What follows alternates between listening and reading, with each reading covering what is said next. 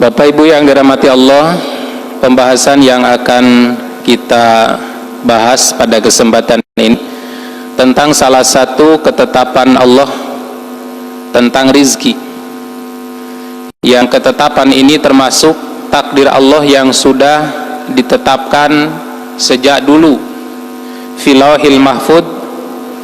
Bahkan di dalam banyak hadis disebutkan bahwa ketetapan takdir rizki ini ditetapkan oleh Allah sejak kita berada di rahim ibu. Nah, sebelum kita membahas tentang hadisnya, kita definisikan dulu apa yang dimaksud dengan rizki. Kalau kita mendengar rizki, yang terbayang itu apa? Uang, kekayaan, ya, harta benda. Itulah yang terbayang oleh kita.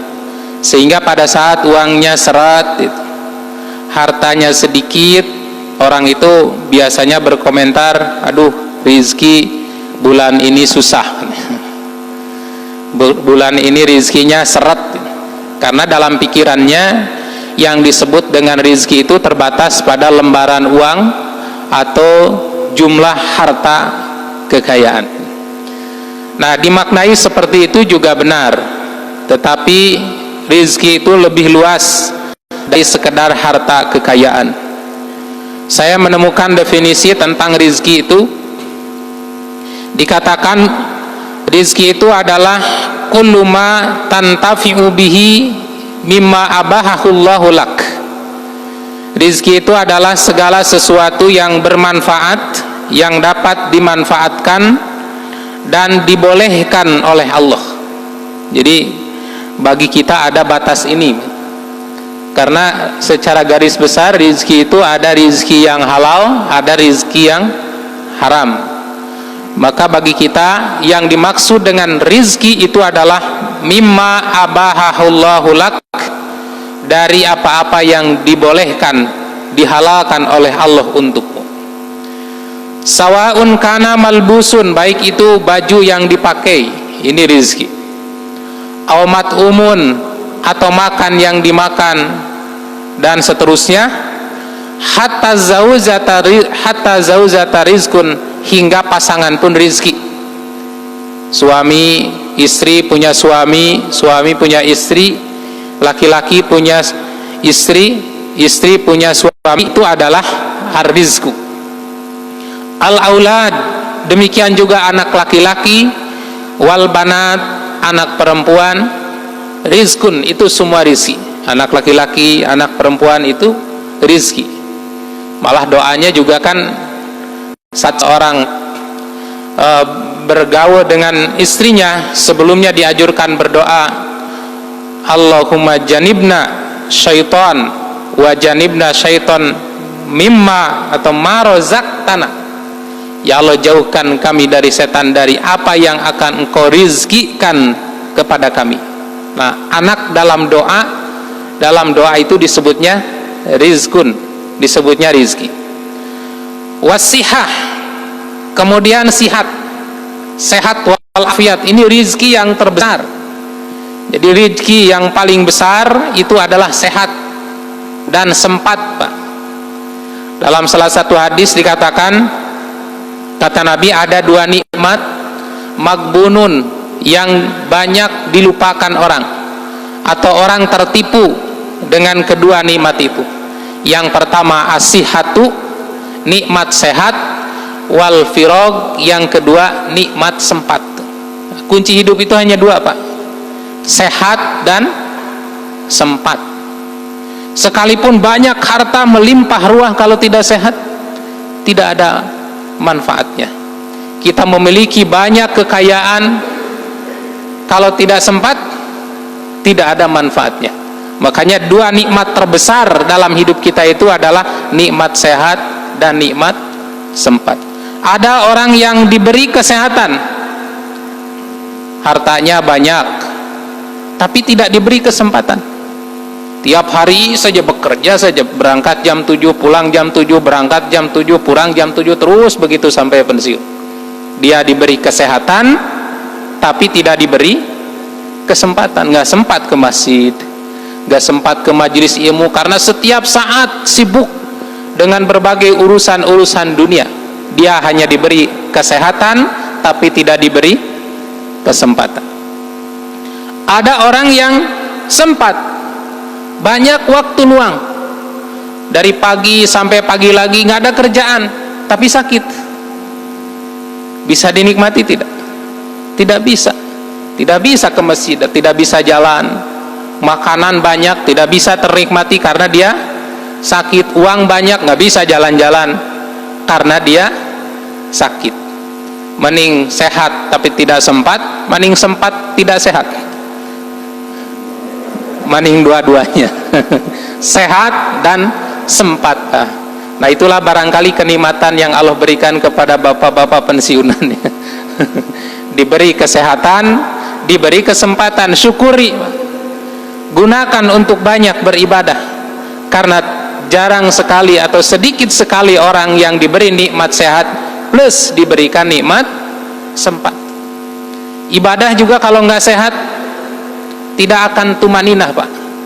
Katakanlah nyeri tuur, sakit dengkul, sakit pinggang, tidak bisa menikmati sholat tumaninah berdiri. Waduh, sakit pinggang berdiri lama. Tidak bisa sempurna ruku dan sujud kalau kita dalam keadaan sakit. Ada undangan pengajian malam hari nggak bisa datang karena badannya seperti kerupuk, kena angin lempes, mudah masuk angin, mudah terserang batuk pilek dan lain sebagainya. Jadi sehat itu kunci kenikmatan, kenikmatan ibadah, kenikmatan muamalah dan seluruh kenikmatan kuncinya adalah sehat. Kemudian yang kedua, sempat. Makanya ini peringatan dari Nabi, ada dua nikmat yang seringkali dilupakan banyak orang, nikmat sehat dan nikmat sempat. Wasam'u, bisa mendengar dengan jelas. Ini nikmat yang luar biasa. Kita masih bisa mendengar ilmu, mendengar bacaan Al-Quran, mendengar hadis-hadis Nabi dibacakan. Wal aqlu, bisa berpikir dengan cerdas. Itu adalah rizki dari Allah. Jadi menurut definisi ini, bahwa rizki itu tidak terbatas pada harta kekayaan, tapi rizki itu secara umum seluruh perkara yang ada di muka bumi ini yang bisa dimanfaatkan oleh manusia. Dan tentu saja yang menjadi catatan, mimma abahahullah, yang dihalalkan oleh Allah, yang dibolehkan oleh Allah. Artinya hakikat rizki dalam Islam itu adalah apabila rizki yang kita peroleh baik dalam bentuk kesehatan, kesempatan, kesempurnaan fisik, kekayaan, semua itu bisa lebih mendekatkan diri kepada Allah. Apabila rizki yang kita peroleh baik rizki ruhaniyah dalam bentuk ilmu pengetahuan maupun rizki jasmaniyah, kesempurnaan fisik yang Allah berikan kepada kita, ataupun rizki dalam bentuk maliyah, harta kekayaan, tapi tidak berhasil mendekatkan dirinya kepada Allah, itu bukan rizki tapi itu bencana. Itu namanya al-baliyah, itu adalah sebab bencana. Maka definisi rizki dalam Islam itu dibatasi dengan mimma abahahullah, dari apa-apa yang dibolehkan, yang dihalalkan oleh Allah. Nah, kalau kita lihat beberapa petunjuk hadis, bahwa ketetapan rizki ini sudah ditetapkan oleh Allah sejak kita berada di dalam rahim ibu kita. Hadisnya cukup banyak, dan salah satunya saya kutip dalam Sahih Bukhari dalam bab penciptaan Adam dan keturunannya. Bersumber dari Anas bin Malik, dari Nabi SAW bersabda, innallaha, sesungguhnya Allah, wakala firrahmi, Allah mengutus, Pak. Allah mewakilkan, Allah mengasistenkan, Allah menugaskan firrahmi, di dalam rahim ibu. malakan seorang malaikat. Jadi menurut berita dari hadis ini, nampaknya Allah tidak melewatkan perkara-perkara yang berkaitan dengan urusan manusia kecuali di situ ada malaikat. Bahkan sejak dari rahim kita. Kemudian saat kita di dalam rahim itu masih dalam wujud nutfah. Nutfah itu apa? Sperma. Maka malaikat lapor kepada Allah, ya Rabbi nutfatan, wahai Tuhanku, sekarang baru nutfah. Nah, dalam hadis yang lain disebutkan posisi nutfah itu, dalam keadaan nutfah itu selama 40 hari katanya Pak. Kemudian setelah 40 hari berubah menjadi alaqah. Dari tadinya hanya sekedar tetesan nutfah, kemudian menempel kuat, alaq. Alaq itu menggantung atau nempel, dan ini persis bentuknya ibarat lintah nempel ke kulit Pak, saking kuatnya. Dan begitulah cara kerja manusia, cara kerja Allah menciptakan manusia. Seperti ada lintah sebesar ibu jari ini nempel di tangan kita, biarkan Pak, jangan dilepas, dia akan nyedot darah. Maka semakin lama dia akan membesar, dan begitulah cara manusia hidup di dalam rahim gitu. Disebutnya alaqah. Maka malaikat melapor kepada Allah, ya Allah, ya Rabbi alaqatan, sekarang manusia itu sudah berbentuk alaqah. Kemudian setelah itu berubah menjadi mudghah. Mudghah itu segumpal daging. Dan saat itu malaikat lapor, ya Rabbi mudghah, sekarang manusia itu sudah berbentuk mudghah. Faida arada ayyahluqaha, ketika Allah mau menciptakannya, qala, malaikat lapor lagi, ya Rabbi azakarun ya Rabbi unsa, apakah manusia ini mau dijadikan jenis kelaminnya laki-laki atau perempuan? Jadi nanya dulu ke Allah. Kata Allah laki-laki, kata Allah perempuan. Ya Rabbi syaqiyun am sa'id, apakah manusia ini dikelompokkan kepada kelompok orang-orang celaka atau orang yang bahagia? Famal ajal, berapa ajalnya, umurnya di dunia berapa tahun? 10 tahun, 20 tahun, 30 tahun, atau sampai 100 tahun? Tetapkanlah umurnya oleh Allah. Fayuktabu kadzalika fi batni ummi, maka semua itu tercatat di dalam perut ibunya. Jadi di sini menunjukkan Pak, bahwa proses kejadian dalam rahim itu diawasi terus oleh malaikat, mulai dari nutfah. Dan hadis ini sesuai dengan ayat Quran tentang 7 fase penciptaan manusia. Di surat Al-Mu'minun, walaqad khalaqnal insan min sulalatin min tin, kata Allah, sungguh kami menciptakan manusia itu dari saripati tanah. Ada yang langsung dari tanahnya Pak, seperti siapa? Nabi Adam itu langsung dari tanah Pak. Tidak ada Bapak Adam. Kemudian ada yang dari saripati tanah, yang diambil oleh tumbuhan, makanan, buah-buahan, kemudian buah-buahannya, tumbuh-tumbuhannya dimakan oleh kita, dicerna oleh tubuh, kemudian menjadi sperma, dan kemudian itulah bahan kita semua. Jadi Bapak Ibu kita semua teh bahannya dari bala-bala, dari cireng, dari gehu, itulah bahan manusia. Sulalah dari saripati tanah. Kemudian setelah itu summa ja'ala nutfah, lalu yang kedua menjadi nutfah, bentuknya seperti burui, kayak roket, ini lepas nanti. Pasti Bapak Ibu lebih tahu proses kejadian manusia. Setelah itu menjadi alaqah, setelah itu menjadi mudghah. Nah, ini alaqah bentuknya seperti ini, mudghah segumpal daging, lalu daging dibentuk rangka tulang. Yang kelima, rangka tulang dulu dibentuk, rangka kepala, badan, tangan, kaki, lalu dibungkus lagi dengan daging, lalu kata summa ansha'nahu khalqan akhar, setelah itu kemudian Allah menciptakan sosok manusia, diberikan ruh di usia berapa hari? Menurut banyak hadis itu di usia 120 hari.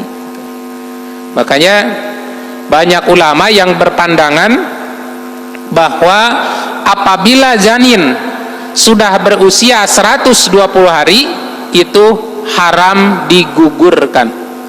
Kenapa? Karena sudah berumur. Pertanyaannya, kalau di bawah 120 hari boleh digugurkan tidak? Nah, di sini para ulama ikhtilaf. Ada yang mengatakan boleh saja digugurkan apabila ada alasan syar'i. Di bawah 40 hari, di bawah 120 hari, baik ada alasan syar'i atau tidak ada alasan syar'i, boleh digugurkan. Kenapa? Karena belum hidup, kecuali setelah 120 hari. Tapi sebagian ulama lain seperti Imam Malik berpandangan bahwa walaupun di bawah 40 hari baru dalam bentuk sperma, itu haram digugurkan. Kenapa? Karena berdasar firman Allah, walaqad khalaqnal insana min sulalatin min tin summa ja'alnahu fi qararin makin. Nah ini sih, summa ja'alahu nutfah, lalu kami jadikan nutfah fi qararin makin, di tempat yang kokoh. Jadi menurut isyarat ayat ini, walaupun di bawah 40 hari itu sudah masuk proses penciptaan manusia yang harus dihargai oleh kita, dan bahkan itu sudah dijaga oleh siapa? Oleh malaikat. Makanya menurut pandangan Imam Malik, dan inilah pandangan yang lebih kuat, bahwa walaupun si janin itu baru usianya 1 hari, sudah nempel, sudah masuk ke dinding telur, itu sudah harus dijaga, karena itu sudah masuk proses penciptaan manusia. Kehidupannya harus diberikan kesempatan, kecuali apabila ada alasan syar'i yang dibenarkan oleh agama. Nah, di sini dijelaskan bahwa Allah telah menetapkan 4 hal saat umur manusia dalam rahim 120 hari. Fayunfahu fihi ruh, Allah meniupkan ruh. Wa yu'maru bi arba'i kalimat, kemudian Allah menetapkan 4 kalimat. 1, Allah tetapkan rizkinya. Bikatbi rizkihi, Allah tetapkan rizkinya. Yang kedua, wa ajalihi, Allah tetapkan ajalnya. Yang ketiga, wa amali, Allah tetapkan amalnya. Mau jadi apa dia? Mau jadi dosen, mau jadi dokter. Wasyaqiyun, Allah tetapkan bahagianya. Au sa'idun, Allah tetapkan syaqiyun, Allah tetapkan celakanya. Au sa'idun, Allah tetapkan bagian dari kebahagiaannya. Nah, inilah ketetapan takdir yang harus kita yakini. Maka oleh karena itu, tidak ada seseorang yang hidup di dunia ini tanpa diberi rizki sedikit pun. Semua sudah ada jaminan, dan ini berdasar firman Allah di surat Hud ayat 6. A'udzubillahi minasyaitonirrajim. Wa ma min dabbatin fil ard, tidak ada satupun makhluk yang melata pun yang bergerak di muka bumi, baik makhluk yang berakal atau makhluk yang tidak berakal, illa 'alallahi rizquha, kecuali Allah jamin rizkinya, Pak. Bahkan sejak dalam rahim, kan, kita dalam rahim diberi rizki melalui tali pusar. Putuskan itu, ganti yang lebih banyak lagi dari 2 sumber puting susu ibu kita. Kemudian diputuskan yang itu, rizki kita lebih banyak lagi. Makanya ini menjadi nasihat dari seorang ulama, ketika kita terputus satu sumber rizki, jangan risau, Allah akan bukakan pintu rizki lain. Banyak orang yang berkeyakinan pesimis, dia bekerja di tempat perusahaan yang haram, kemudian tidak mau keluar dengan alasan wah nanti bagaimana hidup saya, dari mana saya dapat rezeki. Padahal ketika putus satu pintu rezeki, Allah buka pintu-pintu rezeki lain. Seperti konsep dalam rahim, saat itu kita hanya dari satu pintu. Kita nyedot darah ibu melalui tali pusar, putuskan tali pusarnya, apakah Allah tidak berikan rezeki itu? Allah berikan melalui dua pintu yang lebih banyak dari puting susu ibu kita. Kemudian putuskan itu dalam usia 2 tahun, Allah bukakan lebih banyak lagi. Kita diberi kemampuan untuk menikmati berbagai makanan, berbagai minuman yang kita makan, dan terus. Maka ini sebuah konsep rezeki. Saat terputus satu pintu karena sesuatu dan lain hal, Allah akan buka pintu-pintu lain. Makanya nanti dalam hadis dikatakan, kalau kita merasa rizki datangnya lambat sampainya kepada kita, jangan katakan bahwa rizki kita tidak sampai atau terhalang, tetapi rizki kita itu belum datang. Jangan kemudian mengambil alih atau mengambil jalan untuk mengambil jalan yang haram, karena ketika kita mengambil rizki dari cara yang haram, Allah kurangi rizki yang halalnya. Maka perlunya kesabaran dalam menjemput rizki itu di sini, karena semua ini berjalan sesuai dengan alur ketetapan takdir. Wa ma min dabbatin fil ar illa 'alallahi rizquha. Tidak ada binatang yang melata merayap di muka bumi kecuali Allah yang akan memberi rezeki. Nah, hanya persoalannya ada yang yabsut, Pak. Yabsut itu diberinya melimpah ruah. Kemudian ada yang yakdir, dibatasi oleh Allah, hanya diberikan sedikit. Kenapa? Allah yang lebih tahu. Walau basatullahu rizq labagau fil ar. Kata Allah, kalau seandainya aku luaskan semua manusia rizkinya di muka bumi ini, labagau fil ar, maka manusia akan sombong di muka bumi ini. Karena begitulah pengaruh harta, Pak. Kata Quran, kalla innal insana layatgo. Ingatlah, manusia itu suka melampaui batas. Ar-ra'ahu stagna, manakala dia merasa kaya. Coba orang kaya dengan orang miskin, lihat jalannya beda, Pak. Itulah pengaruh dompetnya. Maka Allah batasi ini supaya apa? Bersyukur, merendah, bertawadu kepada Allah. Kata Allah di surat Asy-Syura, walau basatullahu rizq labagau fil ardh. Kalau Allah luaskan semua rizki manusia di muka bumi ini, labagau fil ardh, maka manusia akan sombong di muka bumi ini. Maka semua tidak mungkin Allah biarkan tanpa diberi rizki. Sudah ada jaminannya. Hanya ada yang yabsut, ada yang luas, ada yang yakdir. Nah, kemudian yang perlu kita pahami juga dari hadis, dari ayat ini, bahwa rizki yang Allah berikan itu secara garis besar itu ada dua, Pak. Satu, ada rizki yang diberikan melalui kasbiyah, melalui usaha. Nah, rizki dari pintu-pintu kasab ini pasti satu dengan yang lainnya berbeda. Dan di sini berlaku hukum yang disebut hukum kausalitas. Manjada wajada. Siapa yang sungguh-sungguh dia dapat. Kenapa? Karena rizki ini tidak pandang bulu, tidak melihat kesolehan. Rizki ini dilihat dari kesungguhannya. Makanya seringkali kan kita heran, kenapa ada orang yang kafir, nggak pernah sholat, tapi harta kekayaannya melimpah, perusahaannya maju pesat. Ada orang yang tiap hari rajin ke masjid, seret itu, usaha kurang berkembang. Nah, itu teh salah siapa itu? Salah atau salah kurang? Nah, dalam hal usaha, dalam hal rizki kasbiyah ini berlakulah hukum kausalitas. Siapa yang bersungguh-sungguh mencarinya, dia akan dapat. Karena Allah sudah menyediakan pintu-pintunya, tinggal kita buka. Pintu ini buka, pintu ini buka, pintu ini buka. Maka kata para ulama, jangan remehkan pintu rizki sekecil apapun. Bukalah semua pintu-pintu rizki itu. Nah, kemudian yang kedua, ada rizki yang diberikan oleh Allah kepada kita melalui jalur hibah. walaupun tanpa usaha kerja keras.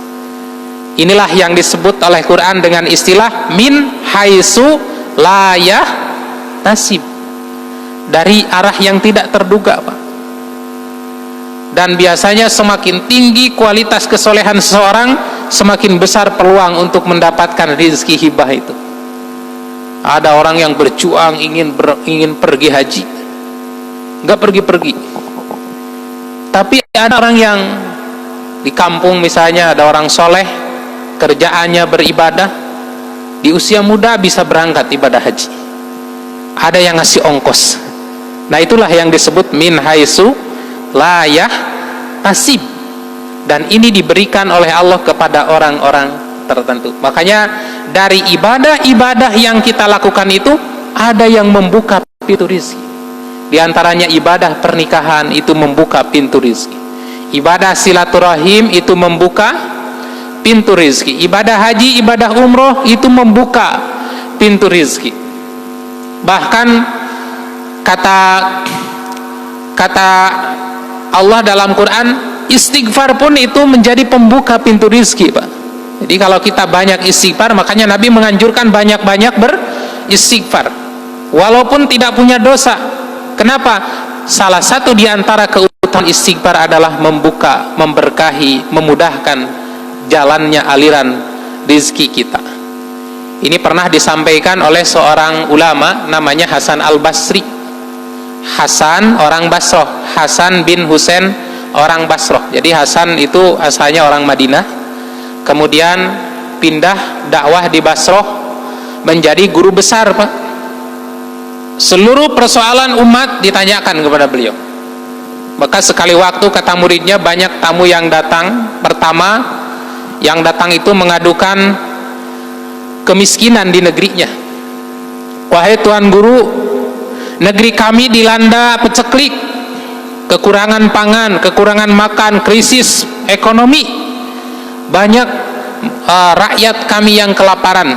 Mohon solusi, petunjuk agar bisa mengatasi persoalan ini. Maka kata Hasan Al-Basri, istaghfirillah, kamu harus banyak beristighfar kepada Allah. Wa qul li ahli baladik, dan sampaikan kepada penduduk negerimu juga supaya banyak istighfar. Kemudian datang lagi, Pak, seorang petani. Wahai Syekh, saya seorang petani, tapi pertanian saya selalu gagal panen. Terkadang kena longsor, terkadang dimakan hama, ada juga ada kekeringan. Kata Hasan Al-Basri, istaghfirillah, kamu juga harus banyak istighfar kepada Allah. Kemudian datang lagi seorang pedagang, Pak. Dia mengadukan dagangnya yang gak laku-laku. Ya Syekh, saya dagang di pasar, orang lain laku laris jualannya, sementara toko saya jangankan orang beli, ada yang masuk saja nggak ada. Kata Hasan Al-Basri, kamu juga istaghfirillah, beristighfarlah kepada Allah. Lalu datang lagi, Pak, seorang yang ingin punya anak. Kata orang ini, ya Syekh, saya ini sudah nikah bertahun-tahun, saya ingin mendapatkan keturunan. Berbagai upaya, berbagai usaha, baik cara konvensional, cara tradisional sudah saya lakukan untuk mendapatkan keturunan, tapi Allah belum berikan keturunan. Doakan saya supaya Allah berikan kepada saya keturunan. Maka kata Hasan Al-Basri, istaghfirillah, kamu juga harus istighfar, banyak istighfar kepada Allah. Wa kulli ahli, wa kulli ahlik, sampaikan juga kepada istrimu supaya beristighfar. Nah, muridnya heran, Pak. Ya Syekh, kenapa setiap orang datang mengadukan ekonomi, mengadukan kemiskinan, mengadukan krisis di negerinya, mengadukan ingin punya anak, solusinya hanya satu, harus istighfar. Kata Syekh Hasan Al-Basri, ini berdasar firman Allah. Ini bukan dari logika saya, tapi saya berdasar firman Allah di surat Nuh. Wa istaghfiru rabbakum innahu kana ghafar. Beristighfarlah kamu kepada Tuhanmu, sesungguhnya Tuhanmu Maha Pengampun. Kalau Allah sudah mengampuni dosamu, yursilis samaa alaikum midrara, Allah akan menurunkan hujan dari langit dengan lebat. Artinya hujan yang turun tidak mengakibatkan bencana alam, Pak. Hujan yang turun tidak mengakibatkan banjir. Hujan yang turun tidak mengakibatkan longsor. Hujan yang turun tidak mengakibatkan bencana penyakit untuk manusia. Wa yumdidkum bi amwal. Kalau Allah sudah mengampuni dosamu, Allah akan luaskan harta-hartamu. Wal banin. Kalau Allah sudah mengampuni dosamu, Allah akan beri kamu keturunan. Keturunan yang Allah berikan bukan hanya anak, tapi anak yang soleh dan soleha.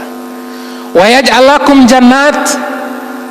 Kalau Allah mengampuni dosamu, Allah akan suburkan kebun-kebunmu. Wa anharo. Kalau Allah sudah mengampuni dosamu, Allah akan suburkan air-air sungaimu.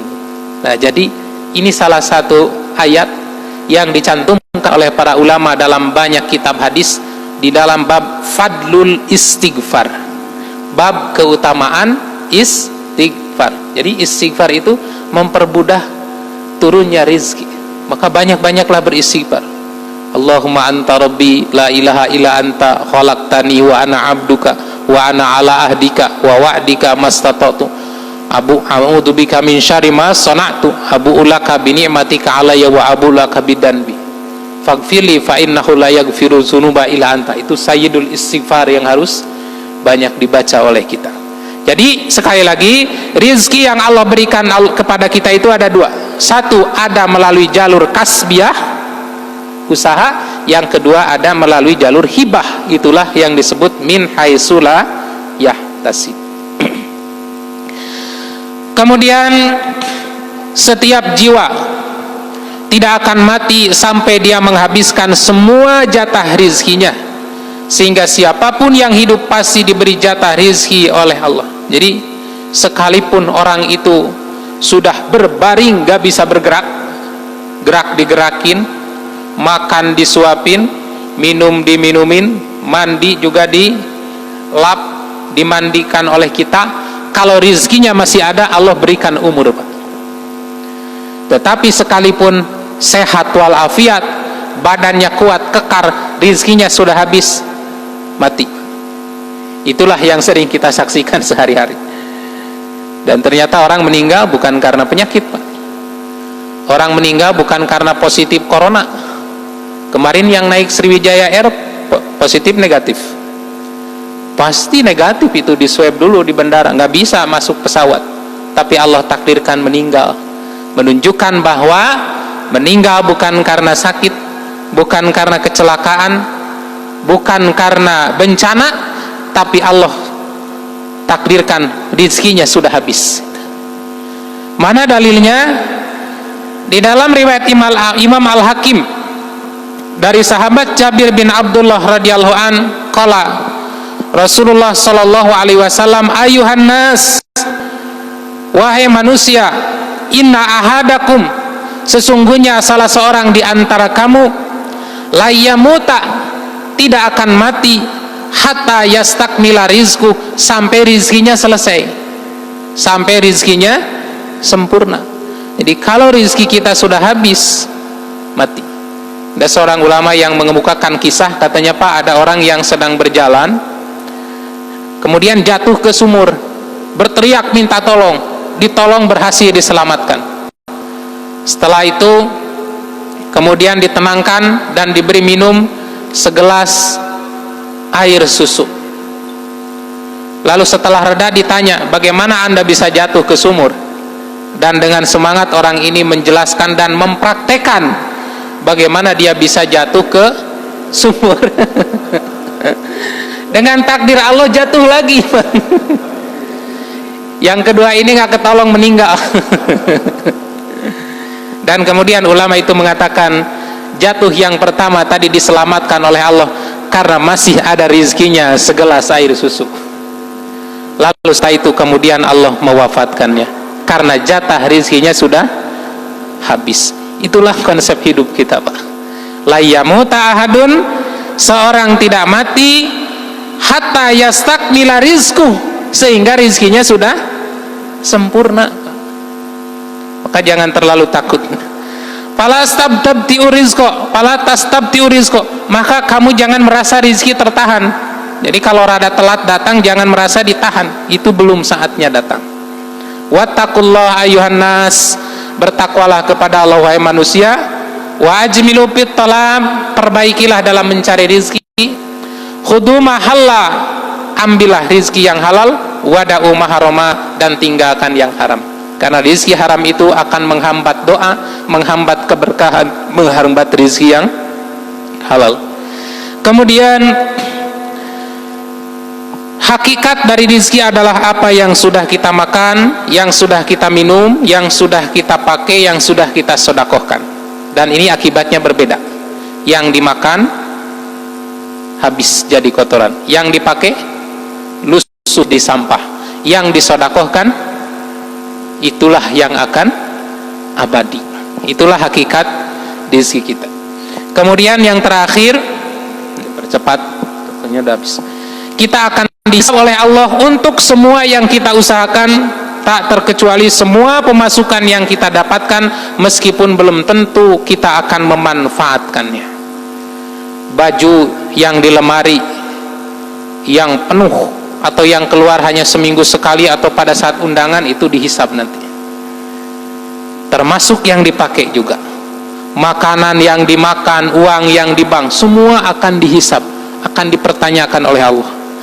Dalam salah satu kisah, ini agak panjang, intinya Nabi, Abu Bakar, Umar pada satu malam keluar, Pak, dan tidak ada yang mendorong Nabi, Abu Bakar, Umar keluar kecuali lapar. Itu di awal-awal hijrah, karena muhajirin itu kan hijrah ke Mekah membawa bekal seadanya. Kemudian sampai di Mekah habis, sering kali Nabi sahabat kelaparan. Kemudian datang berkunjung ke rumah seorang sahabat namanya Abu Ayyub Al-Ansor. Dijamu oleh Abu Ayyub, diberi kurma kering, kurma basah, minum, dipasakin daging kambing, nyembelih kambing, masak kambing malam-malam. Kemudian makan dengan lahaf. Dan setelah itu Nabi kemudian mengingatkan kepada para sahabat utama ini, Abu Bakar dan Umar. Kata Nabi, walladzi nafsi Muhammadin biyadi, demi diri Muhammad yang berada dalam genggamannya, latus alunna yauma izin hadzan naim yaumal qiyamah, sungguh kita nanti akan ditanya kenikmatan ini pada hari kiamat. Nabi tidak ada yang mengeluarkan kita dari rumah sampai ke rumah Abu Ayyub ini kecuali karena kita lapar, dan sekarang kita sudah kenyang. Dan kata Nabi lalu membacakan ayat latus alunna yauma izin anin, surat apa? At-Takatsur. Latus alunna yauma izin anin naim, sungguh benar-benar nanti kita akan ditanya dari kenikmatan ini. Jadi kalau bapak makan di restoran lahap sampai kenyang, ingat ayat itu. Latus alunna yauma izin anin naim. Dipakai apa itu tenaganya? Makanya jangan lupa syukurnya. Setiap makan, setiap minum, jangan lupa bersyukur. Karena latus alunna yauma izin anin naim, kenikmatan itu nanti akan ditanya. Dan terakhir, bahwa yang paling pertama akan dihisab oleh Allah pada hari kiamat adalah kenikmatan sehat, kenikmatan air yang sudah kita minum. Kata Allah, alam nusiha laka jismak, kenapa kamu tidak beribadah? Bukankah aku sudah memberi kesehatan kepadamu?